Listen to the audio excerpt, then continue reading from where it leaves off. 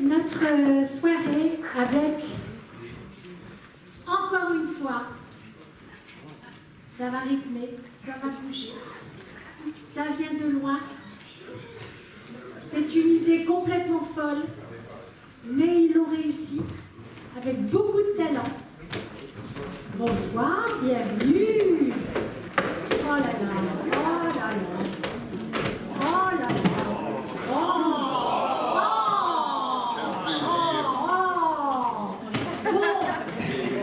mais, alors qu'est-ce que... On parle de quoi, nous? Mais il y en a qui ou alors vous faites pas l'extrait? Non. Oh, qu'est-ce que c'est? Il y a une autre chaise là. Chaise, là. Asseyez-vous dans le public. Ouais. C'est bon? On est tous installés. Voilà. Alors, on a des gens qui chantent, on a des gens qui jouent, on a un comédien, enfin on a tout quoi. Hein. Bon, alors racontez-nous un peu cette aventure, elle est dingue hein, quand même. Hein. Alors, d'abord il y a deux givrés là, qui ont commis le spectacle. Parlez-nous de votre bébé. Alors. En fait, c'est notre quatrième spectacle. Et on adore, enfin, on est chanteur d'opéra et ce qu'on aime faire, c'est mélanger notre art avec d'autres arts. D'autres arts. Donc, on l'avait fait avec le stand-up, on l'avait fait avec le cirque, on l'avait fait avec le théâtre. Et là, ce coup-ci, on s'était dit qu'on voulait créer une opérette. Mais seulement l'opérette n'a plus vraiment la cote à l'opéra et créer une opérette pour une opérette, on trouvait ça pas très intéressant. Et on voulait trouver un angle un peu plus sympathique pour le public. Du coup, on a créé deux spectacles qu'on a enchâssés l'un dans l'autre. Donc on a une opérette qui s'appelle, je ne vais pas le dire le titre parce que sinon après, même moi j'ai du mal après le mélange, mais on a créé une opérette très classique, très misogyne, très rétrograde. Pleine de clichés. Voilà, une vraie opérette. Le nom du librettiste s'appelle Robert, je suis désolée. Il n'est pas vieux. Alors on vient de Suisse, voilà. c'est peut-être pour ça. Alors en Suisse, c'est encore un nom qui est très en vogue, mais on est hyper en retard aussi. Par rapport à la France. Et on a enchâssé cette opérette très misogyne dans un autre spectacle qui s'appelle Encore une fois, celui-là. Et Encore une fois parle d'une troupe qui joue un spectacle depuis 5000 fois. Donc ça fait 15 ans qu'ils jouent le même spectacle. Une opérette assez mauvaise. Eux-mêmes sont un peu les bras cassés et on ne sait pas pourquoi ça plaît au public et ça continue de plaire et les gens viennent voir ça. Et pour la 5000e soirée spéciale, on retransmet cette représentation au cinéma. Donc en fait, les gens viennent au théâtre, mais nous on fait comme si on était au cinéma. Donc en fait, il y a des présentateurs, des speakers, voilà.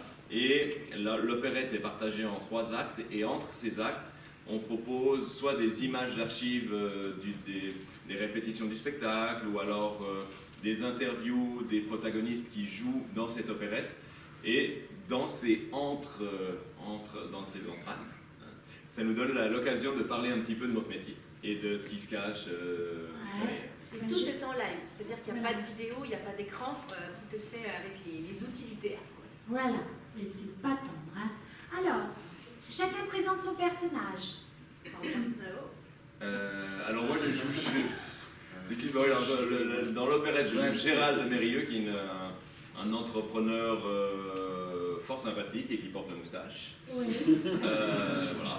Et je joue aussi le journaliste, mais comme tous les autres. Comme tous les autres, chacun prend son rôle d'intervieweur. Moi je joue Dominique, le domestique de la maison, qui est en couple avec Dominique, qui est là aussi. Et... On a dit que c'était misogyne. Et ça, c'est le rôle que je joue. Et après, je joue quoi? Je sais pas. Je joue mon propre rôle de comédien. Enfin, de comédien, dans cette opérette, et qui se pose aussi des questions. Moi, je suis seul non-chanteur de la troupe, et mon suisse. Ça s'entend. Ouais. Et du coup, je parle plus un peu au niveau du chant. Un comédien. Bah oui, heureusement, parce que cette oui, quand même, ils sont un peu bossés, quoi. Faut le retrouver au bout du compte. D'accord. Étudier la chose. Et du coup, je parle un peu plus. Enfin, à un moment, je parle un peu justement de la répétition, de ce que c'est de jouer un spectacle autant et autant. Et ce qui est marrant, mais c'est né beaucoup d'improvisation qu'on a fait avec Robert, le metteur en scène, sur ces parties-là, ces entr'actes. Et c'est vrai que ce qui nous, voilà, dévié de ma présentation.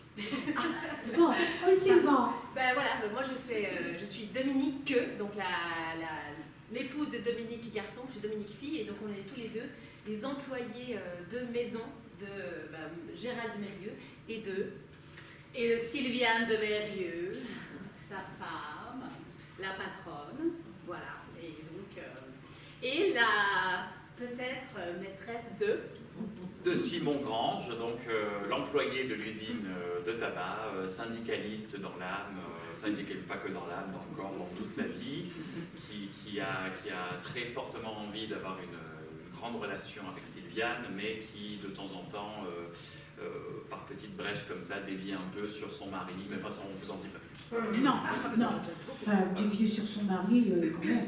Bon, enfin c'est très bien, c'est bien enlevé. Vous avez une forme olympique.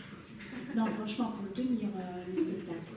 Ça va, vous êtes un peu épuisé après. Hein, Ça va, c'est la jeunesse, la beauté, que voulez-vous que je vous dise. On parle des décors, parce que les décors, ils jouent un sacré rôle.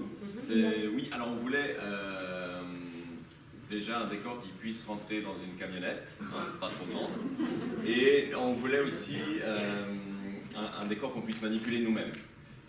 Qui soit rapidement, j'allais dire bougeable, ça ne veut rien dire, hein, mais chez nous, en Suisse, les gens comprennent. Mais disons, on voulait un décor qui puisse bouger assez facilement, qu'on puisse tout faire nous-mêmes pour renforcer un petit peu ce truc d'équipe de bras cassés. Voilà. Et puis en fait, on a d'un côté, on a un décor on a deux éléments. Certains éléments qui se tournent pour faire les différents endroits de l'appartement du couple de Mérieux, si on est soit sur le balcon, soit on est dans le salon, etc. Et puis on a deux découvertes, deux loges en fait qui sont côté noir quand on est dans le salon, dans l'appartement des patrons. Et quand on se retrouve du côté coulisses, c'est-à-dire du moment du présent de l'interview des actrices et des acteurs, on tourne les décors et de l'autre côté on a justement des coulisses, donc des miroirs avec des perruques, les costumes, le maquillage, etc. Et ça nous permet de façon très très rapide de passer d'un univers à l'autre. De là à l'autre. Alors, les costumes, bien aussi. Alors c'est la même personne. Dans une camionnette. Fallait que ça tienne dans une camionnette, que ça ne se froisse pas trop. C'est ça. Alors des frais de pression également. Là, dur. Bon, alors il y en a un, on lui a encore pas posé de questions. Comment est la vie là-bas? La vie est belle? Ça, au théâtre? Oui, au théâtre. En Suisse. Alors moi je suis français, hein, mais la vie en Suisse est belle et voilà. Surtout quand on est accueilli par ces énergumènes-là. D'accord. Et c'est une vraie opérette. C'est une création, oui. Une vraie opérette. Oui. Non, mais Oui, c'est pas... Non, mais c'est important à dire, c'est pas... Non, c'est vrai que c'est ça. Alors la musique est originale, elle a été composée pour l'occasion, le texte est aussi original. Et non, c'est une vraie opérette. Moi, c'est une opérette 2.0. Voilà. Moi, je le dis, c'est leur compagnie, et puis moi, je les ai découverts quand ils sont venus jouer au Funambule une première fois. Et en fait, leur force, c'est quand même, parce que voilà, on rigole sur la chambre, mais c'est qu'ils apportent l'opéra au théâtre d'une manière très simple. Voilà. Et c'est ça la puissance au-delà du décor et de ce spectacle, je trouve, moi, c'est qu'on assiste vraiment pendant 1h40 ils sont tous très bons chanteurs, je le dis parce que je ne suis pas. Et du coup, non mais c'est ça la force de la compagnie, c'est l'opéra au théâtre avec beaucoup de simplicité et un accès facile. Ouais, moi je pense que dans la salle, ils demandent à voir. D'accord? Alors on va vous faire un petit extrait qu'on vous situe. Alors on vous fait, vous comprenez bien, on vous fait un peu le final. Comme ça.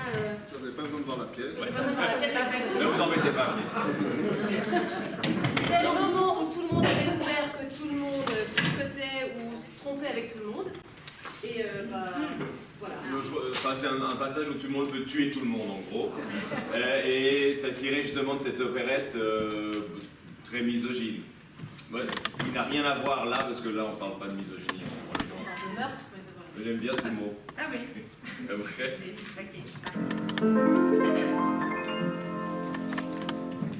Tu vas laquer, tu vas glapser, tu vas désallonger, tu vas canner, tu vas calancher, tu vois pour toi les heures sans compter, tu vas passer de vie à trépas, te rendre dans l'eau, de là vers le grand voyage, partir avant ton âge, tu vas être mise en bière, tu vas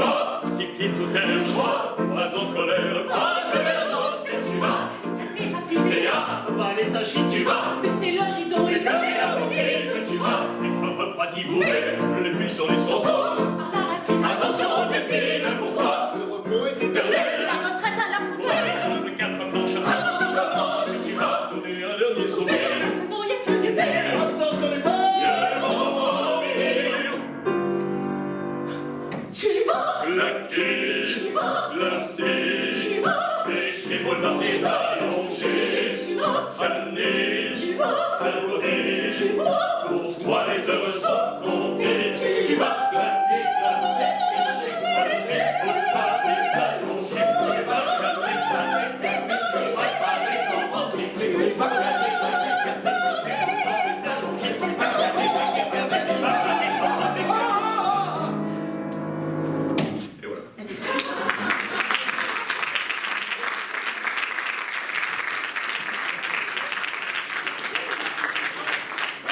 Très inattendu, alors on ne pouvait pas vous montrer ce qui se passe après, mais Non. je vous encourage à venir voir.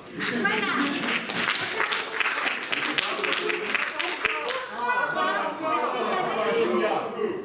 Un chouïa. C'est pas très suisse, ça. Ah. On peut faire depuis le russe. Depuis le russe. Bon, alors, tour du monde. Alors, Non, c'est juste que c'est un moment, il faut. Ouais, c'est vrai que sorti du compte. Alors ça, c'est un petit moment qui est sorti d'une interview où l'équipe parle de tous les voyages qu'ils ont faits. Exactement. Et voilà, on nous fait un petit bout, voilà. Et, l'interview dérape. Alors là, on vous fait au moment où ça dérape. Ça dérape, parce que c'est vrai que C'est la fin du dérapage. quand on chante, quand vous chantez, à l'opéra, on comprend rien. C'est ça, voilà. C'est la fin. C'est ça. Voilà. Ouais, Donc, tout part de là où on tout part peut de dire là, que les c'est chanteurs d'opéra, quand ils chantent, on comprend rien. Et donc, tout ce numéro part de là. Ah, ça n'est pas là. Non, c'est là, voilà, tout à fait. On fait le- On a tout le décor, alors. le russe. le petit bout du lèvre.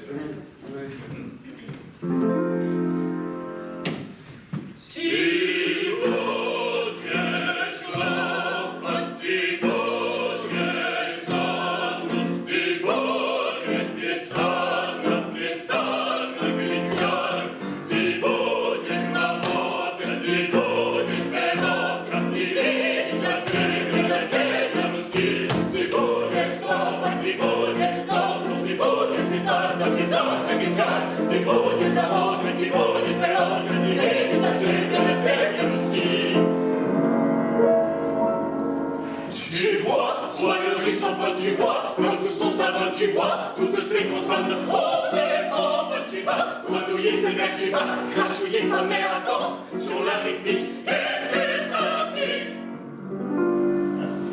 Tu vas raconter du charabia, bafouiller n'importe quoi, un charivari, une mégaphobie, on va donner un verre de souper, on met le pour le paix, attention des pas.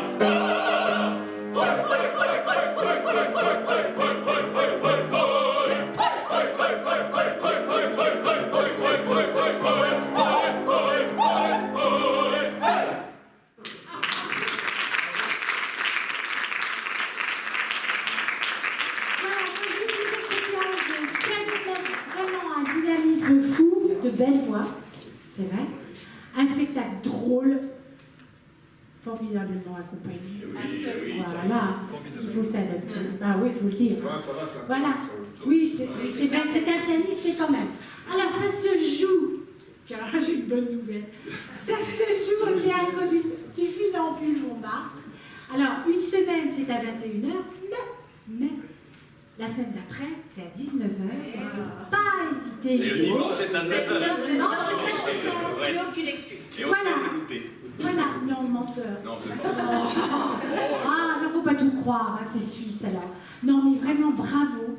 C'était un beau moment, puis une belle façon de terminer notre soirée. Bah, merci à Voilà, vous. merci à vous. Merci beaucoup. Donc ainsi s'achève notre soirée Théâtre Club.